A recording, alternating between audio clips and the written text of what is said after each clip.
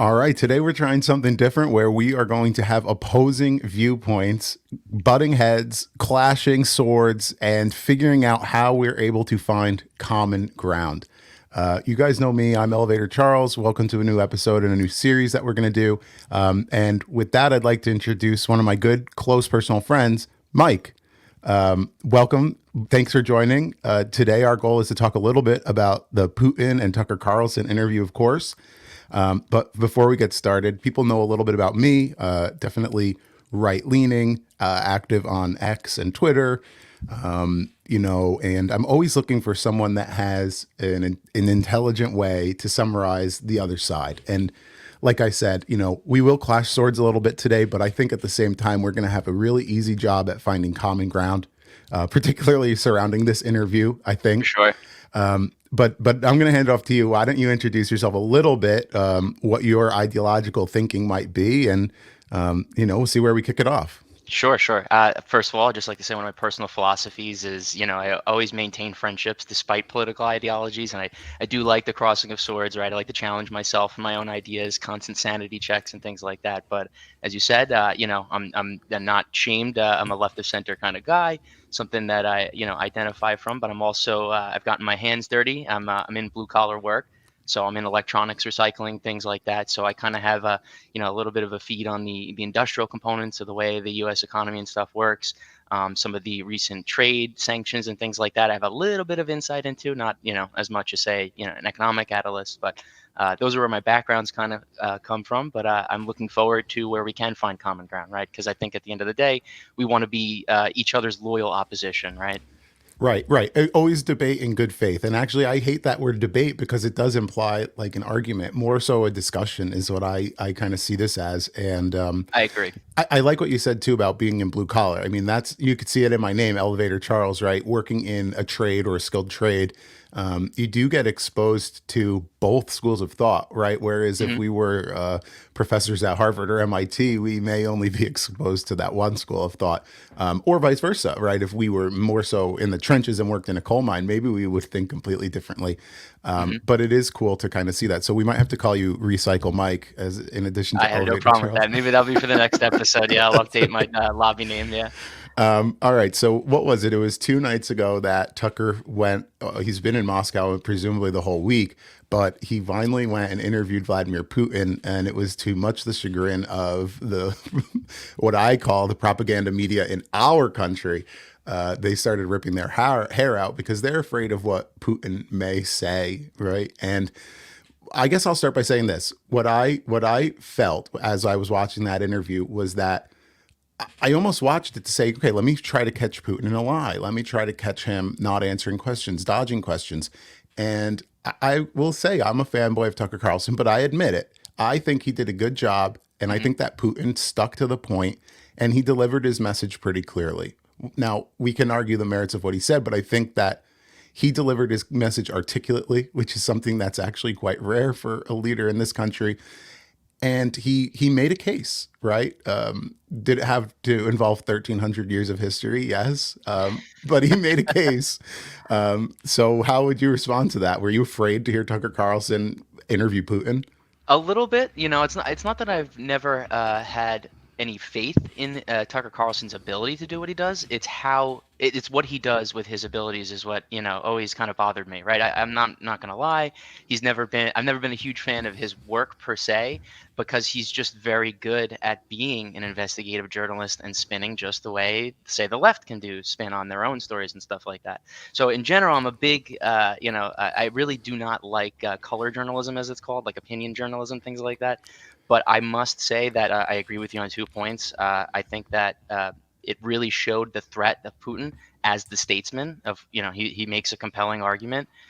He was calm, cool, collected, had his entire thought process well laid out. It's very clear he did a lot of research on Tucker Carlson personally, as evidence in many of his other meetings with world leaders and stuff. He brings up these personal points to both show you that A, he respects you, but B, he knows a lot about you and to maybe put you on edge a little bit. But Tucker Carlson, I have to give him credit, did ask some poignant questions.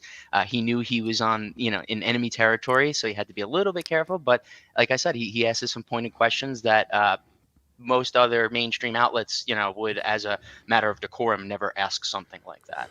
Well, actually, I mean, I'm interested to hear you say that because that is probably breaking with what someone on MSNBC or CNN or I'm going to mess up the outlet that the journalist that he talked about freeing was from. I think it was the Washington Post, maybe. Mhm. But so those articles or those outlets today are saying that this was a travesty, that this was a mouthpiece to Putin, this was a propaganda piece, and why would Tucker allow this? And it's hard for me to parse it. And I almost feel that those headlines or those stories are directed at people that chose not to watch the interview for that reason, and they may not understand it. Like, how could the Washington Post, in good confidence or in good faith, say we are not happy with Tucker saying that he didn't mean it sincerely? I mean, I guess that could be their valid opinion, but I also believe that there was some level of just humanity and honesty to him asking that. That was him trying to put a foot forward for the American people and say this was a breach of justice, and it's very unlikely that everyone knows that true story or that full story, I'd say. And it seemed like Putin handled it very cut and dry, right? He broke our laws in this country. That's that. Mhm. But Yeah, and he it's and he made a very careful distinction, right? As like, no, no, no, this wasn't just a matter of, breaking some laws. These were surrounding, intelligence information. He was taking information, confidential, privileged information from the government, and he just did it succinctly, quickly, and shut it down and moved along. And it was just he was very proficient at it. If you noticed, he did it many times throughout his interview. I know. Okay, off topic a little bit. If you were Tucker Carlson going into Moscow and you knew you were going into this, like, do I call it enemy territory?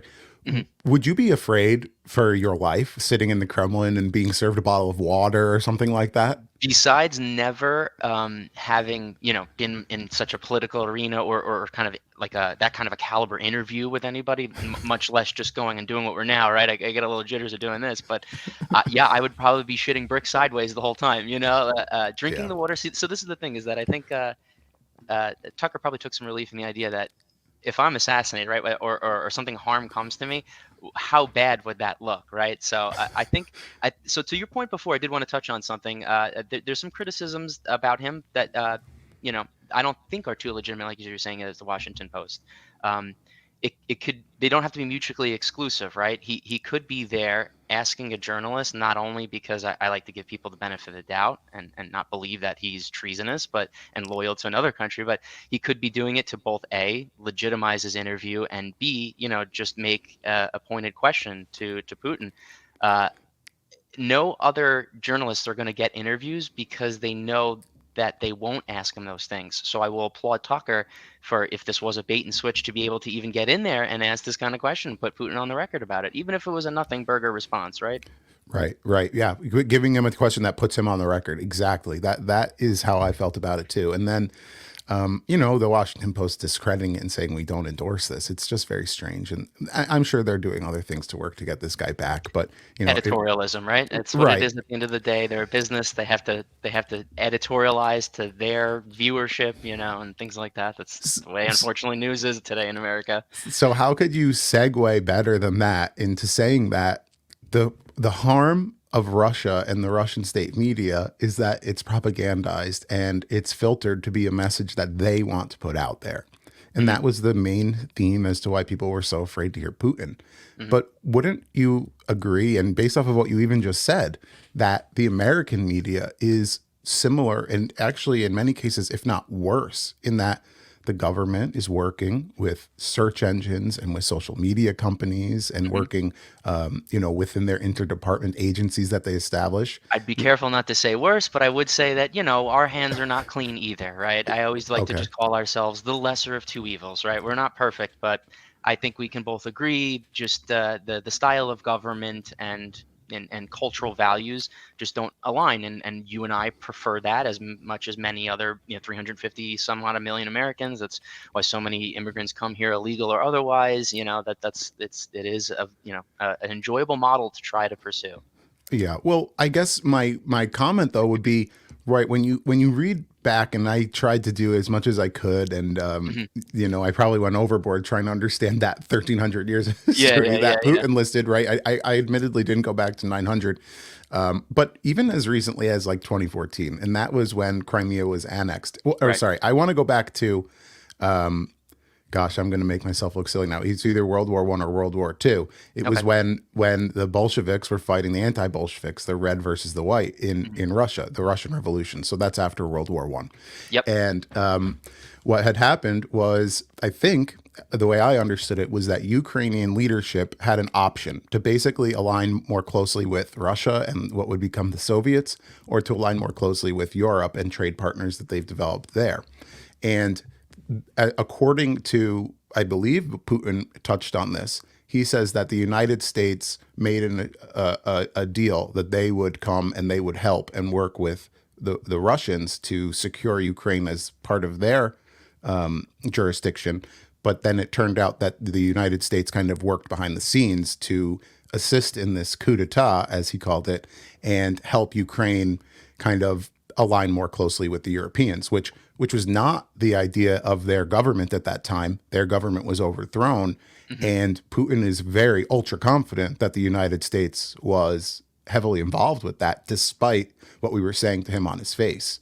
Hmm. So when we see that Putin is aggravatedly annexing Crimea or marching troops into Ukraine, we always say, "Wow, what a authoritarian tyrant, and he's murderous, and this is wow, holy crap, this is bad," But I don't think that we get the fair press on the United States government for doing really the same thing in essence, just maybe more subvert and less overt deaths, Hmm. but still absolutely causing upheaval, uprisal. This has happened in South and Central America, where I know you personally have spent a lot of time, and I'm sure you know about it. So that that's why when I watch an interview like this and I say, okay, Putin is propaganda monster, I have trouble separating what he says and from what our media in the United States says, Hmm. because it's the truth lies somewhere in the middle, and I think Yep. that's fair to say. I really Yeah. do.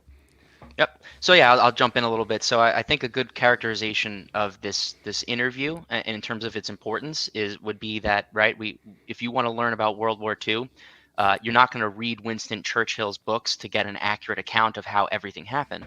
But if you want primary sources of how someone who was, engaging the war, right, like there's no one else's books to read to get into his thought processes, right? Like the Caesar's books when he was conquering Gaul, and his personal writings are obviously extremely heavily biased, but they give you an insight into what he wants you to believe, right? And that's our job as, and I'm not a historian by any means, I'm just a fan of history, but I read a lot of historians, and that's their job, is to try to tease out, right? There's no way we can get any kind of insight into their mind other than their own personal writings to think about what they're thinking. So this interview, let's not take it at face value, because if we did, right, I mean, Russia and Putin just seem like the most incredibly reasonable, patient people, and they just try to work with America and the world for 1,300 years, and every single other party has always been trying to take advantage of them. What a victim mentality, right? So That you're right. Well, actually, when you say it like that, it does sound ridiculous, because that was going to be one of my talking points. Is, wow, the United States screwed him over time and time again. But yeah, no, no, fair and enough. Russia has been perfect good faith actors in every single negotiation and geopolitical event.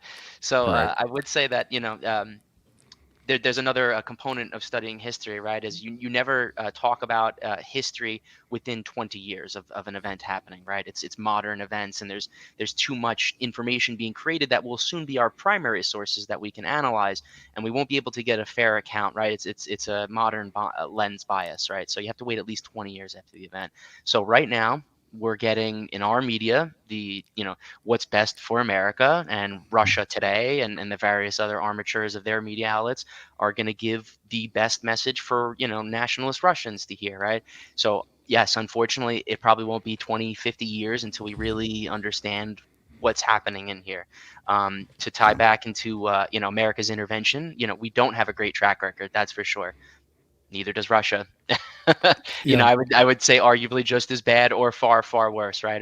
America, we every corner of the globe, we've definitely brought destruction, but we've also brought higher quality lives in other ways, right? So it is the messy part of history to try to use our current lenses to study things that happened before. So I always That's just try fair. to ask, for American intervention, for our failed interventions, what would it have looked like if we didn't intervene? And that's part of the Hmm. hypothetical that we try. And I don't know if Yeah. Russia offers the better solution to that, right? So I'll give No, back to Mike.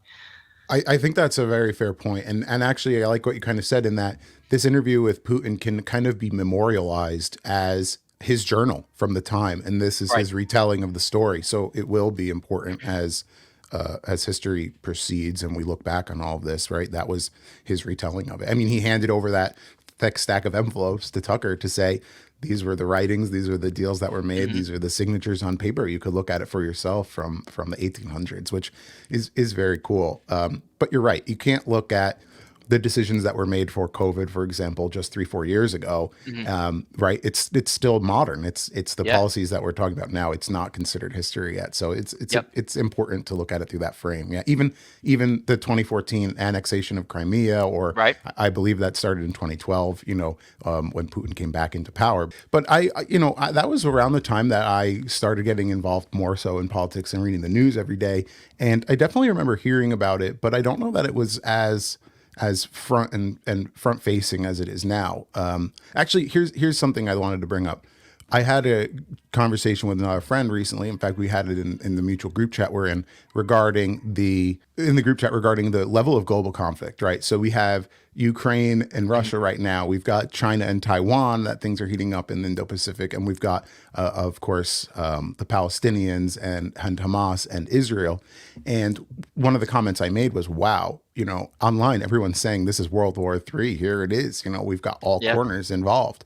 And our friend pointed out that, wait a minute, when you look at World War II, when you look at World War One, even, you're in the tens of millions of deaths. Right. Right. Some would say it, World War II, right? Maybe even 100 million. I think 80 million is the official number. So Yep. when you look at what's going on right now, I don't even think Ukraine, Russia has hit 1 million. Maybe they've just elapsed that. And when you talk about Israel, Gaza, you're at 25,000, 30,000 deaths. So that's terrible. I'm not justifying that, but it puts it into perspective that, wow, maybe we are a ways out from World War III here. Hmm. And then when you look at World War II, you said that the United States, you have to take it in context, their interventionism. And actually, it's a good point because we didn't get involved in these world wars until the very end. In fact, we Right. made it. Right. We were the ones that kind of put a Very bow on top of it. strategically sold arms all along the way, building up our economies, creating what is today Wall Street, off the back of hundreds of years of institutional European wealth. But then, yeah, we realized we have to jump in now, right? Because there was a joke. A famous podcaster I listened to is Dan Carlin, and he referred to this idea, right? If you owe a little bit of money to the bank has all the power. If you owe a lot of money to the bank, you have a lot of power because the bank has a very vested interest in making sure that you can pay that back, right? So we sold to our allies for most of the World Wars 1 and 2, and then we realized, like, we got to make sure that they win, because otherwise our entire, economic scheme that we built up here is going to come crashing down.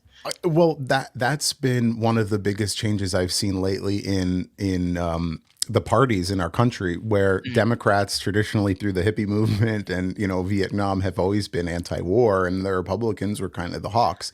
And But it was us Democrats who won World War I and World War II. Thank you, Mr. Roosevelt and Mr. Wilson. No. hey, but so maybe there has been a history of stumping for war in We're this time. hypocrites. We're Right, hypocrites right, historically. or the parties flop. I mean, I guess it's Yeah, natural no, progression. values change over time. But it's been interesting to see that. I do think that initially it was more Democratic support for this war, but there are always those war hawks like Lindsey Graham is the Yep. one that pops into my mind that want to continue to give funds more than anything. And actually, Mitch McConnell falls into that camp. And one of the things that really bothers me lately, and I've been talking about this ad nauseum, is the fact that these are omnibus bills that include so much other BS, Hmm. or it's not even BS, right? Let's say that we agree that Ukraine should have Multi-issue, some right. aid, and we also agree that the border should have some aid. But we only get this border deal is so great, but we only get that deal if we agree to the 80 million funding for Ukraine. There's no let's meet in the middle. It's already been negotiated that way, and I honestly believe that it's because one side wants the aid and one side wants the domestic border aid. And it in my mind, it needs to be separated. It's such a bad faith argument to say Republicans don't want the border crisis solved because they won't vote for this bill. It's not like that. They don't want to approve this big package. I mean, would you agree when I say single issue bills is truly the only way to go? But for some reason, it just never happens. I think it's idealistic. I wish it worked that way. We all do, right? Because then it should make sense. We should, as Americans, we can take issue by issue and find some common ground, address it, make some legislation. However, that's not the way Washington works, right? There's limited sessions. People want to leave by a certain time, whether the work is done or not, and go into recess and just leave important bills or legislation in the hanging there. And now, that's an important point that you're making about this negotiation we make with legislation, right? It's no longer let's negotiate on this issue. Let's negotiate bargaining chips that are assets for reelection, right? Like Yeah. I need to get a bill that says we got money to Ukraine because I got to be able to go to my supporters and say, look, I got money for aid, and then likewise I got to be able to say, look, we got money at for border funding, et cetera. But then it does create this process where you have to have this massive omnibus bill, a name that sounds great to the American people because no one is engaged in politics. So the way you have to do it is you have to make it short, simple, and sweet for everyone to be able to just quickly kind of wrap their mind around. And misleading, depending on And what seat you're misleading, sitting right? in. Yeah, I Yeah. mean the way legislators look is this is the challenges of democracy, right? Is that everybody has the right to vote. So when you're looking at it and you're like, I don't have time to try to negotiate in this democracy, people have no idea who they're talking about. That's just the perspective of politicians. They're like, let me just make a bill that people will like eat up and easily accept because it has to get done. I And know. again, the merits of that bill are a whole nother discussion, but that's just the way it works, unfortunately. Yeah, it's a toxin that is, infected our political system. Yeah, but you're right. It's bargaining assets, exactly right. We want Ukraine. We want less for Israel, but Yeah, we yeah, no, want it doesn't matter what the bill or the legislation is. It never will. It's whether we're going to get reelected. The RNC and the DNC are businesses, and they have a fiduciary duty to their shareholders, campaign dollars, to get reelected, no matter at any cost, right? And this is yeah. how they figured out how to do it. I've told you this as a comparison in the past, and maybe you've seen me talk about it. But the way I like to sum it up, though, and this is why it's very frustrating being a Republican, because I think that we do agree on all these things that we talked about, and we're very open about it. And I maybe I'm a little bit less far right than some others. I'll acknowledge that. I think we should probably put a reasonable limit on abortion because it does seem like healthcare or family planning, in my opinion, but to an Right, extent. right. And I believe anyway, certain other personal liberties are totally Yeah, fine we for could go people into to a long list, right? I Right. mean, So I get a little bit of crap from people that are far right, but I actually think that's part of that poison is that monolithic school of thought where you get ostracized if you don't actually agree that with 100% of the policies. So I toe think the party line, right? That's where that phrase comes from, right? there you go. Exactly. So it's been a scourge, and it's something that I talk about. I mean, I don't know the way to fix it, right? Because you have this system, you have to bargain that way, and I guess it comes down to the elected officials. That's why everyone on the right always It's laughs. not the president. It's We're not the protecting president. democracy, right? And then Yeah, the yeah. people on the right will respond, but we're a republic, right? We're not, and it's Yeah. like, No, we're a democratic republic. well, we elect leaders at the end of the day to ultimately make those decisions where we're Right. not voting on every single bill, and Right, and right. that's So the Republican legislative model, correct? Yeah. yeah, and I guess that's the way it works, though, is you have to have these folks arguing, but Yeah. then you have no term limits, and you've got Mitch McConnell who continues to get elected, and puts forward these bills that I don't know how are in the best interest of the American people. Okay, so here, let's get back to the interview. Sure. I think that we can agree that Russians are nationalists, right? And that they want to proliferate the Russian ideals. Oh, and vaguely speaking, sure. Right. And that was the message I thought, or the overall theme, one of that Putin put forward, is that we are Russians. We're 150 million. We have a long history. We've been wronged a lot. We've probably committed some wrongs. But at the end of the day, our interests are for Russian people, and we want to help the Russian people. And for example, to back that up, he was asked straight out, do you intend to go to Poland after you overtake Ukraine if you did? And he goes, no, we have no interest in that.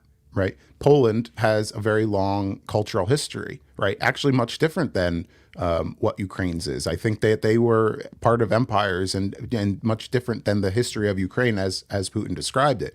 Now, I never lived in Eastern Europe, so I don't know what the validity of is it, but it does sound Iron like Curtain did include Poland.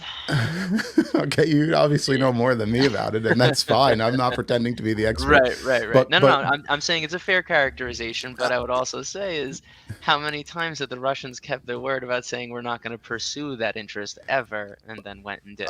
well, can you speak more about it then? Because maybe I am naive, and I would like to learn more. I mean, my reading of it was, and what resonated with me was one thing that Putin said was the word Ukrainian literally means outskirts, right, Sure. or something along that Yeah. effect. That's So a fun little anecdote, cute little historical, origination of the term Ukraine, and it doesn't speak to the 1997 and 2003 agreements that they signed, while it didn't define exactly what those borders are to respect Ukraine as a sovereign nation and yeah, the integrity of it was. And if nothing else, you will say that the conduct there, just objectively looking at the destruction, it's not like we only want the Crimea. They're destroying large parts of infrastructure throughout the parts of, what would be Ukraine if there was some sort of settlement agreement, if they were only taking the Crimea, right? So they would take the Crimea and cripple what is left of Ukraine to say to the West, if this is what you want, you can have it, and you can spend the next, generation rebuild it and try to restore it, etc. so based on what you just said, though, it sounds like the Russians have no interest in the people or the land or the infrastructure of Ukraine. They're more so just interested in the border. They're more I so can interested in. I can't say what entirely is Putin's and his administration's specific intentions are, but we can see, what are some cui bono. I did actually. This is why Putin's a good statesman. He talked about this idea of like who does it benefit, right? It comes back to this Latin term, cui bono, who benefits, and then he Mm, asks who has the capabilities of doing those things, right? So let's just look at some obvious things. Sevastopol is a area. It's a naval base settled inside Crimea on the other side of Ukraine. This is a Russian naval base. Russia really wants the whole Crimean Peninsula because when you look at the whole sea there, you would have strategic control of every part of that. And that then threatens the West, right? Because now they have a warm water port. The only other ports that they have that direct control over freeze during the winters, right? So they have icing and it creates logistical challenges. This puts them in the doorstep of the Mediterranean and protects their own interests, right? Just right. as you said, I mean, there's no denying it. Russia is trying to protect Russian interests. They just run counter to Western interests. That's just always been my position. Yeah, yeah. No, that makes sense. Actually, I like the way that you said warm water port. I had never heard that term until a few weeks ago. It was Right. Adam Kinzinger, the former Republican congressperson, who said something along the lines of, I could tell this Twitter poster, and he commented on it, is a Yeah. Russian bot because nobody on earth would say that Florida is a powerhouse because they have a warm water port. It's not Absolutely, dude. right. It's not something that's talked about. And I was like, "Well, I've never heard that. I don't even know what it is." And No, I'm no. glad that you even said that because it does make sense. I mean, it does.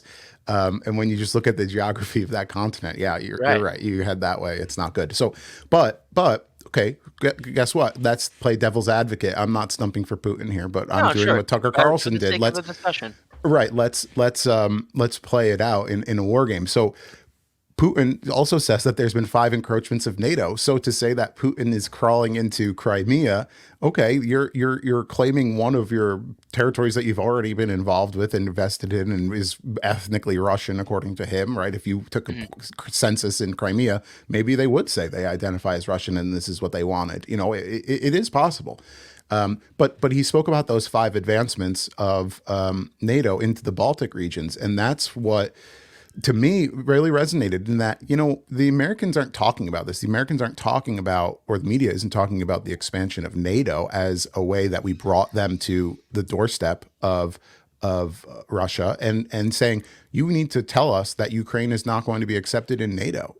That is a big push pull. It's a tug of war game, and I don't know what happened next. I don't know what would happen. Whether it would be does he just let Ukraine join NATO, and then what happens? It's a total loss. So it is that we forced his hand in a little bit, or NATO forced his hand in that they wanted to get bigger, they wanted to get more going on, and that's exactly what they did. And it is at the detriment of Russia.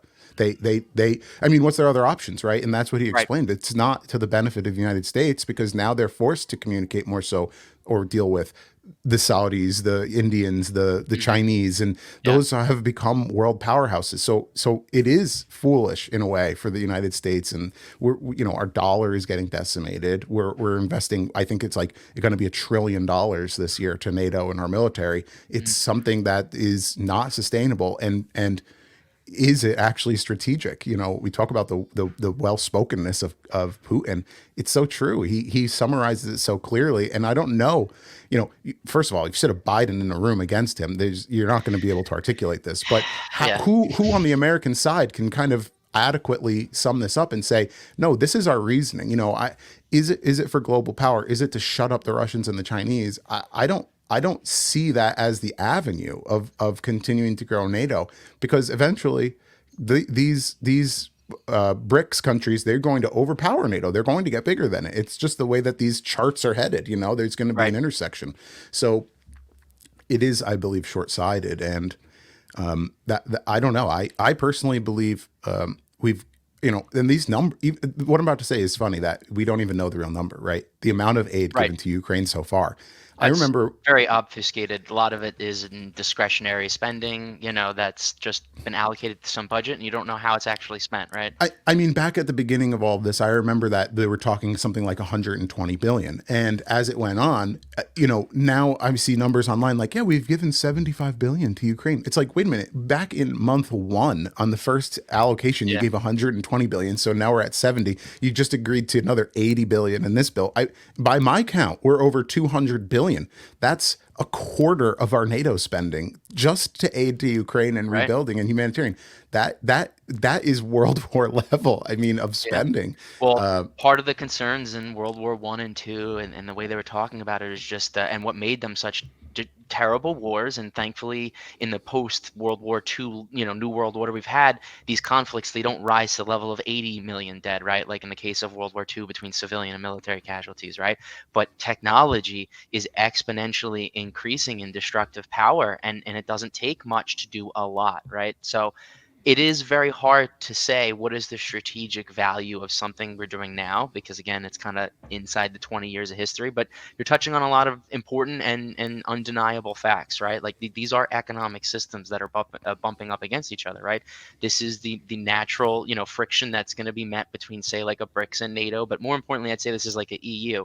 And all I could say is what influences my decision, right? I don't know what many of these world leaders and economic players are really thinking, but I could say that they look at it as like, yes, it forces Russia's hand, but it is not as if Russia doesn't force the West's hand, right? For Russia to, or I should just say Putin, really, because ultimately this is Putin's ambition, right? He's a career KGB, Soviet, and he's got the honor and glory days in his mind, and he's running a very successful platform of making sure that he delivers on restoring Russia to its former power and influence on stage. And how do you do that? Remove where NATO has influence, right? I mean, we could say that, yes, many people do identify as ethnically Russian there, and many people in Ukraine identify themselves as more Western aligned, right? Like, yes, they yeah. see themselves as Slavic. They speak Russian, but they don't see themselves as part of this grander Russian plan. They want the West's model of living, and want to try that experiment. And we're kind of in the midst of a civil war, and we're choosing a side. So so let me ask you this, because you made me think of it. Do you think that, as a lot of American politicians sum up and say, that the United States has a vested interest in this because it weakens Putin's army? Do you agree with that? Do you think that the West is threatened by Putin's army? And you talk about further expansion, and it's possible, but when you look at the expenditure of the Russian army, they spend 60 billion a year on their military, whereas we spend, like I said, almost $1 trillion. I think it was Mhm. 880 billion. So we trump them by a factor of 10x, and not to mention you put Ukraine's money in there, which it's puny, it's 10 billion. But then how do you track to say that, okay, Russia is a world superpower, we need to fear them? I almost don't feel that. I feel that they're a speck. And if they tried to, come to us with some sort of big technology and a missile system that could overthrow us, like, I almost feel like it doesn't matter. We are much stronger, bigger, more technology advanced. Maybe that's short sighted, but Mhm. I don't believe it that we have to weaken Putin's army. That, to me, I don't know. I don't foresee. Do we see a ground battle with Russia on the horizon? I don't know. I take a little bit of opposing position, so I would say very cynically, unfortunately, this is excellent war games, right? This is to really see what Russia's capabilities are, not just them, uh, you know, um, local militias, being funded and separatist groups and maybe small special forces actors. This is what we hopefully can see what they can do on a larger scale.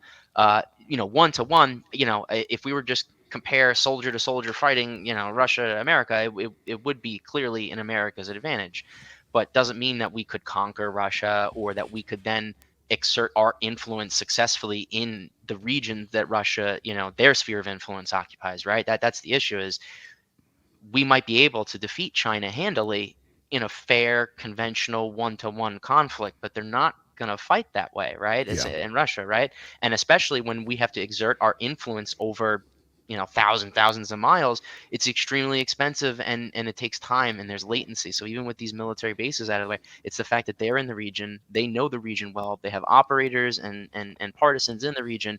It is an unfortunate opportunity for our allies, which is the whole power of the Western system, is having these allies everywhere, is seeing really what the enemy could do if things came to a more serious conflict. And it only behooves Western interests to have less Russian capabilities overall, right? Their resources are stretched farther than ours. For every Yeah. $100 billion that's given to Ukraine, it's like, I don't know, 50, and again, don't hold me to these numbers, but it's 50, 60, 70, $80 billion coming back to our military industrial complex because they're buying it from our defense contractors, right? Like the Right. first thing I should have done was buy some stocks in these defense contracts. As soon as the first salvo of missiles went off, they're placing an order to refill, right? Like, so, that's Well, in the context of this whole conversation, I don't think it's too late. Maybe you need to yeah, get into right. those now. That doesn't look like the trajectory is slowing down at all, right? Yeah. Right, right. But actually, I guess I understand what you're saying, and more broadly, right. One of the functions of our central intelligence, for lack of a better word, or maybe I should say our homeland defense, would be Right. to anticipate what the enemy could Mhm. come up with, or to predict the unpredictable. And stuff like Space Force, which was only started, I think, in 2016 or 18. Yeah. Oh no, sorry, 2021. We created the Oh, no, I Space was gonna Force. say it's even more relevant. That definitely felt like a COVID era. Yeah, yeah, yeah. I was looking at this the other day. You might raise your eyebrows at this one. The Space Force was announced and released on January 8th, 2021, 2 days after Wow. January 6th. And listen, at that time, my thinking was a little bit different about January 6th, 1.5 days after it happened, right? Yeah. And today I will wave my hand. I will say that it was a bad, violent occurrence with a lot of people who intended to do bad. I think that there are a lot of people there that kind of meandered in the building relatively Mhm. innocently. That's the danger of large gatherings and riots, right? It's the Right. lowest common denominator. But I also don't necessarily believe guys like Ray Epps were agent provocateurs. I believe that they were, a person there that believed the election Yeah, was caught not up secure. caught up in the wrong place and made But made into a but nice big scapegoat. Sure. But my point when saying that was at that time where my head was really at was holy crap, we have been hurled into this world of covert warfare, of warfare that Mhm. we're not aware of that's going on, and our country's just being weakened and pulled apart. And that's what weakens us more because you can't fight us on a battlefield. You can't Yep. fight us with the dollar. But where you can fight us is, you know, weakening our population, and that happens, right. It could happen through dishonest discourse or Yeah. propaganda that's coming Yeah. into our country, or influence over universities, or outlets, or Yeah. social media outlets. Just poisoning our ability to discourse as Americans, I think, is the tool that they're taking advantage of. It's what the Iran, and China axis look at. They take advantage of our democracy. This is why Putin is so masterful. And I don't want to just be reductionist and say he's Hitlerian. He's like Hitler. But like what made Hitler so successful was he was able to take the liberal, policies of the time, of self-determination and things like that, and turn them back on the same people who were trying to keep these sanctions on Germany. Mhm. This is how he was able, through many referendums, to restore Germany to pre-World War One, manufacturing capacity in many regards, and territorial size, important strategic assets. And that's what Putin is doing now. I mean, I would challenge the 2014 referendum, right? That's the first thing I would say is, yeah, probably a lot of people did vote to stay, to choose their ethnic Russian identity and become part and stay within the Russian framework. But there was a lot of criticism around how that was conducted, right? And Hmm. whatnot. So Yeah, yeah. I mean the nationalist. I actually should admit I don't necessarily know if I could describe the nuances differences between nationalist and populist. Um, but I would say that probably I very dependent on where you are in the world and who okay. you are even. Fair enough. Well, what I don't want to use the wrong word here or characterize it wrong, but what I would say is that on the right and on the right wing in our country, I would say that that is the goal, is to become more nationalist and to think more about our interests here domestically. And I don't think that we're striking a fair balance between our stated goal of spreading democracy, but also to the homeland. So I would actually even maybe go so far as to claim that times change, right? We had in Mhm. the time of Ellis Island when we were accepting refugees and immigrants, it might be a little bit different now in that we Right. don't have the open doors or the capacity or the opportunity that we did at that time. And we need to shift our goals. I mean, I think that part of the thinking on this side of the aisle would be that almost we need to rethink our thinking as well on the spread of democracy. We need to shore up our democracy here and restore trust in our institutions, our elections, our judicial system, and then we can worry about the other things. So it's very hard to balance that priority of we need to predict Russia's next movement and protect Ukraine because it protects our NATO Right. alliances and protects our stance on the global stage. But also, well, we need to protect our dollar and our economy and our people Absolutely. because we have more crime, we have more infighting, we have more homelessness and mental health than anywhere else on earth. And even obesity, You're right. Right. these the food that we're fed. Sure. You and I, we're lucky. We've traveled more than the average person. For sure. Maybe me Very more so privileged. Yeah. in Europe, and you. I've never been to Central or South America like you've been regularly, and you get to see that there is a difference, right? In food, Hmm. in style of presentation, just Yep. the way that they walk or dress or carry themselves.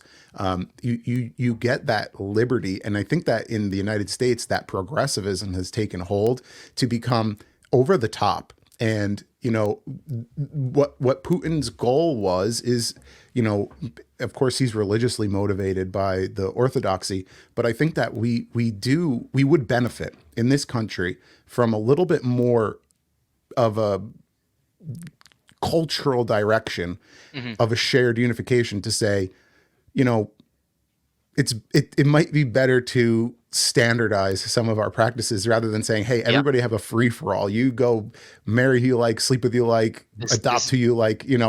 It may be better to kind of come back to some sort of normalcy. And I don't want to use the word normal because that's subjugating. I Yeah. almost feel like a level of regimentation may actually be good. And that goes against all my conservative beliefs. I want less Right. federal Right. control, Yeah. but Yeah. I almost feel that it's sort of necessary if you want to portray your message, if you want to go out. It's like if you try to teach something and you don't know about it. There's Hmm. going to be a lot of holes in your thinking, a Yeah. lot of holes in your logic. You're going to do the wrong thing.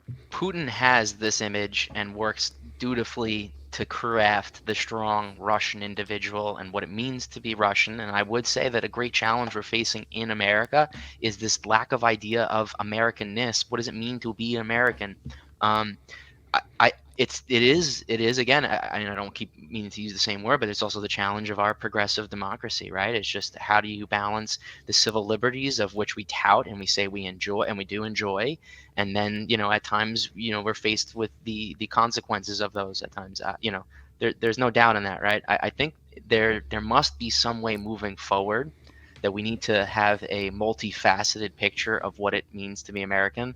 Like I hate the whole terms like I'm Italian American, my wife's Cuban American, because it's like kind of emphasizing like the whole front end. Like it's not that I don't want you to like appreciate your identity and stuff like that, but everyone came here because they wanted to be an American, right? Like Hmm. I want to make Italian American food here in America, right? It's not adopting brand new philosophies. I think that's that fusion. That's what's made America so good. To tie into some of the immigration issues, yeah, it's a complex issue here.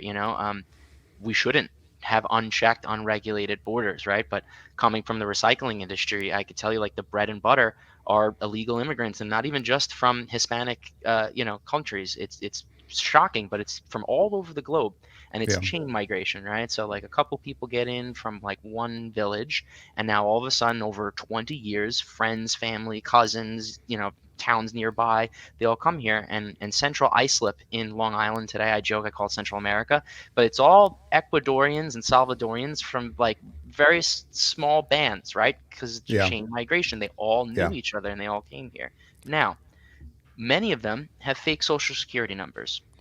They work enough to pass like an ADP or some like system there, because ADP doesn't verify, it just makes sure that the format of the numbers is okay. Right. So now Right. you It issues you your W-2 or your 1099. exactly, Yeah. of which they cannot properly collect on. And it's very hard through KYC laws to get a bank account. Sometimes you can, sometimes they can't. Right. So they're paying taxes but not collecting income, a refund at the end of the year. Sometimes they are. They often live in a home where one person has managed to get the property legally, and then it's Mhm. 5, 6, 7, 8 families sometimes in a basement split between sheetrock walls. Not everyone's paying their fair share of property taxes, and it's not fair to the immigrant families that have to live in a basement that, we read about these, we pick them up in the newspapers every so often, once or twice a year. You'll read about this tragic fire, and there were like fucking, half a dozen families in this one building in the middle of somewhere. Yeah. Nobody benefits from the current immigration situation, Yeah. but it's difficult to reform because it doesn't contain enough negotiable assets to get either side reelected. So they're not going to make a bill that actually fixes it. So, There you go. again, Well, to tie into the poison that has affected our American politics. yeah, So, it is true. I mean, I actually I probably agree more so than you obviously will with the fact that motor voter laws and potential of, Hispanic area or Latino area immigrants coming and voting blue. But mhm, I do see a shift in that thinking. Cuba is a good example where they experienced communism and they would never go vote for a yeah, Democrat or liberal for principles. absolutely. So there is a shift here, but I don't know. I don't necessarily subscribe to the fact that Democrats are incentivized by having migrants come over. Maybe I think there's a simple It solution. doesn't hurt, but I will say, to tie into that Hispanic community, is it's nobody's monolithic, right? Hmm. Hmm. These groups do vote differently over time, and many will say that Biden's numbers in many key areas, the many key groups are fragmenting right now, right? I.e. the Black, Hispanic, and Gen Z voters. Yeah. Well, okay. Let me because I think we're coming up on almost 50 minutes now, so you have a few minutes left. But let me ask another thing that. So I had this tweet pinned to my profile for a long, long time, and I want to get your take on it. So Okay. it's a very simple one. It says, "My ethnicity?" Question mark. I'm American. And you get a lot of people commenting. I got like 250,000 views. You get a lot of Yeah, people yeah, commenting, "Hell yeah, I'm American too. I've always identified this way. I don't care if I'm Italian. I don't care if I'm Hungarian. yeah, yeah, I'm yeah. American. That's what I am." And then you have a lot of other people going, "So you don't understand. You're white. You're either Scottish or you're English or you're Eastern European." And I Yeah. respond to those people. I go, "Why do you say that? What year were these nations or these ethnicities formed? Like, are you Right. a?" I call them Euro supremacists. Why do I have to identify I with a agree with European that. nation? I agree with that terminology, so Uh, it's funny when I hear about people taking DNA tests and stuff like that, and I'm snooty because I took the right one, but I did like a Nat Geo one, and it's like it recognizes your DNA lineage, right? Like the mm, borders of country, like Germany didn't exist until 1871. How could you have been German before then? You were Germanic, right? Or many groups that moved through Germany, and not all of them were Germanic, right? So right. that's the complexity of the world. So yes, I find that's funny. It was an excellent rage bait comment because it kind of exposed both sides. You rang a dog whistle, right? And everyone heard the Exactly. code that they wanted to hear. So that was a really good a tweet. I think it's funny. Yeah, it became thought provoking. But then the other thing that people would always say was, "Oh, so you're Native American then?" They're trying to get semantic with me, and I Right. go, "Well, if you want to call me Native American, then wouldn't you call me Russian? Because they came over the Bering Land Bridge, right? They walked over Yeah. by foot from Eastern Asia, and never get a response to it. But You're German if you currently live in Germany and you have a permanent residence there, whether you're from France and speak French or not. It's this whole idea of what you were based on who your parents and your blood was is a right, really like archaic view of the world, and it pervades both ideologies, right and left, as you you're clearly explaining, both Yeah. people, it's just funny. Exactly. I mean, well, they would say, no, that's your nationality, not your ethnicity. Hmm. These people were very specific. Your ethnicity goes back As if your about behavior is, 600 years. yeah, exactly. That's all you get. This is an Assassin's Creed, right? Like, I don't know if you're familiar with the game, but the whole premise of it was like, this whole like history and historical behaviors were bound in your DNA. I'm like, yeah, there's pieces of genetic code in there, but like, I'm not the sins of my father, right? We're all individuals, like walking through the world today, and you identify what you are. You identify if you're American as if you live in America and you're participating in the American experiment. And to tie into some other grander concept, borders change all the time. Peoples are Yeah. conquered. You could be Native American and American. They're two different and mutually exclusive things. Yeah, yeah. Well, actually, just an interesting context to that would be, remember that Putin shared 1,300 years of history going back to the year like 940, I think. Yeah. So to put that in perspective, the United States has always been a country for 248 years, right? So But we, it is the oldest democracy. This is what I always find so fascinating, right? So okay, we look at like Portugal and Spain are there's countries I love traveling to, right? But they're very new democracies. They're only 30, 40, 50 years old, right? Hmm. You're talking about in Spain, the Franco era dictator, in the 70s, he stepped down. So they're a 50-year-old experimentation, right? We are coming close on a 300-year standing government. Governments fall in Europe all the time. Coalition governments fall all the time, but we are the longest running democratic republic in the You're world. teaching me something. That's good context, because Yeah. I would have thought that that was puny in terms of No. the history. But yeah, that makes a lot of sense. I Yeah. appreciate that. Yeah. Well, hey, what else from this interview have we overlooked? Is there anything that you would say was like, wow, he really is lying about that, or he's really not? Oh, okay, here's something I want to bring up. Okay. The Minsk agreements. So he Okay. claims that there were countries that signed agreements and said, we're going to support Russia. We're not going to, whatever they say.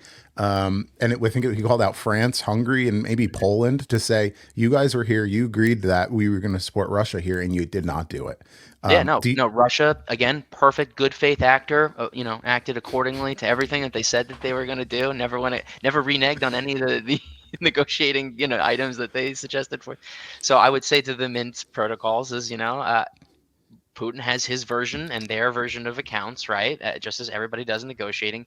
In 20 years, 50 years, we'll have a better perspective of what happened based on any documentation, primary sources we have now. But the Western,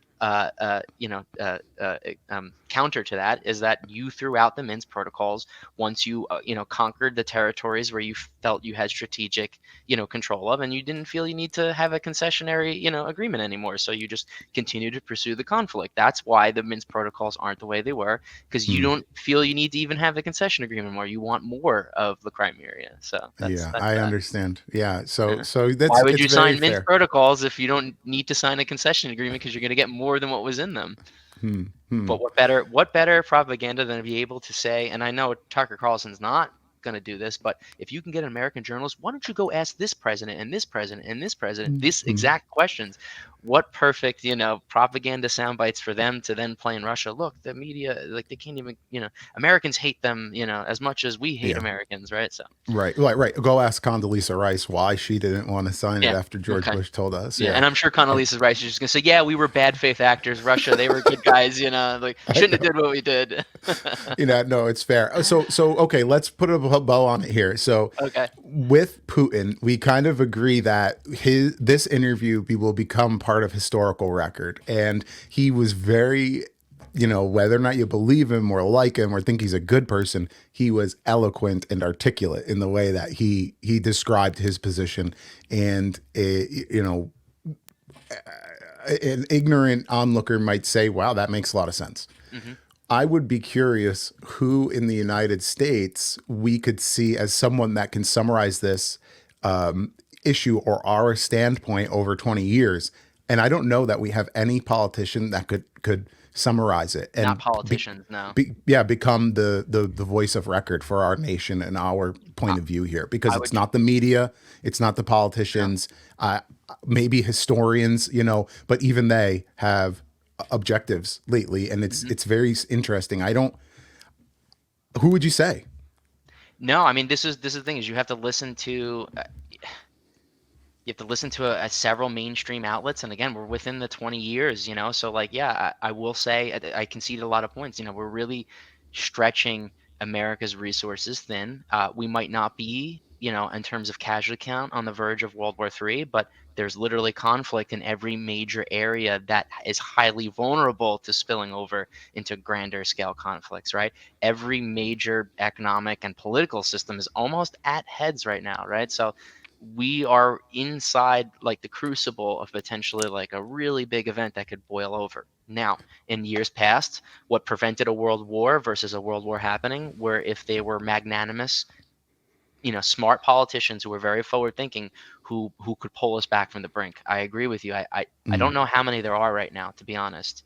yeah. At a certain point, to be able to say, yes, this might be the right thing to do, but is, the cost worth it, right? Yeah. All right. Let's wrap it up on these rapid fires that I'm just curious about your take because I really enjoy your opinions and having these conversations with you. So I'm going to vote for Donald Trump. I supported other candidate. I resonated with Vivek going in the primaries. He's of course dropped out. So my nominee is going to be Trump. And Mhm. that's, personally, I don't believe he's got the national approval to win.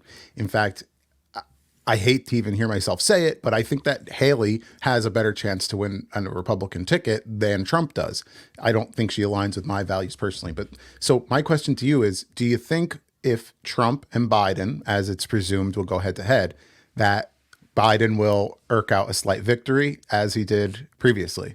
So this is actually where I think we disagree. It's kind of funny. Is like I think Biden's chances are very poor. Hmm. The economy is one of the biggest indicators, and there's just so many things that are not working for him. Where even a very weak president in any other area can just kind of get to the next one because the economy's doing okay, right? Hmm. As much as criticism as there ever was about Obama, his victory was assured. I mean, you could go into his the groundwork and the ground campaigns and the election administration that he had, the apparatus he had in place, but it's really just the economy was doing well, slow, Yeah. steady, 3% plus growth, nothing crazy volatile, but everybody was making good money, or predictably in the larger sectors of the country or whatever. So it was, all but assured more or less for him. I But don't, if I was Karine Jean Pierre, I would tell you the economy is doing better than ever. I don't know. The people who would listen to him though. So actually a good real life example, right? So I happened to be in Argentina. I was in Buenos Aires when the runoff election was happening. There was no doubt in my mind that the independent libertarian Milieu candidate was going to win, simply because and a very interesting process is they have debates going all the way up until the election. So the night before the Mhm. election, I'm watching their two vice presidents, debate their ideas, I love and that. just as Putin did. The libertarian candidate vice president, I can't remember her name at the moment. She stuck to the messaging perfectly through that the entire time. The other candidate was the then sitting finance minister. Either way, he was just the establishment candidate for the financial sector. So it's like just so easy to just pin all the blame of all the inflationary issues over the last 20, 30 years on this guy who's trying to say, Right. let's keep doing more of the same. But in my mind, it's no doubt. I think that there's similar trends in the US here where there's just a lot of people that are just saying, like, I don't care what that economist is saying. This is what my wallet is feeling. And Right. I can assure you, a lot of people agree with me. Inflation is just hitting everybody, including myself, yourself, Democrat, Republican. So I really do think that Biden's chances are in significant jeopardy. And Yeah. he is not a strong looking candidate that could assuage people of other concerns, right? So, Well, I get a little more conspiracy with the DNC having rules where they could swap a candidate if Biden drops out. They can bypass a just convention. drop somebody in, yeah. They can. But in fairness, right, the Republicans could too. I think the difference is that the Democrats really have a candidate that could That potentially they drop out. could, in theory, just do the bait and switch, yeah. But like if he falls down a staircase, he's out. He Yeah. he won't.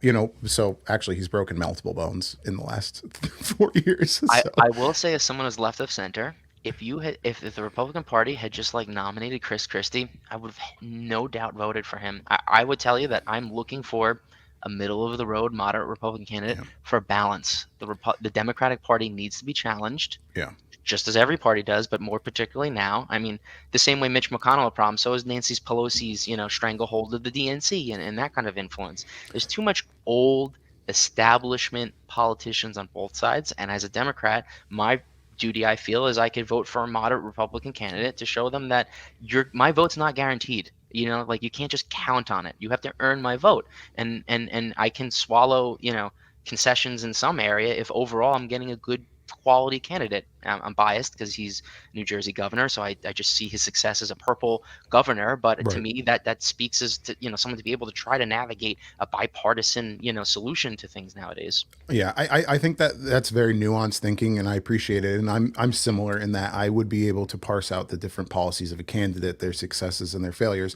I think the problem with the general public is they're not able to do that. They are monolithic, or they're not Yep. informed. And I actually always say this on Twitter as well, where I have my following, is that we could talk about politics all day and walk circles around the average person, and that's exactly the problem.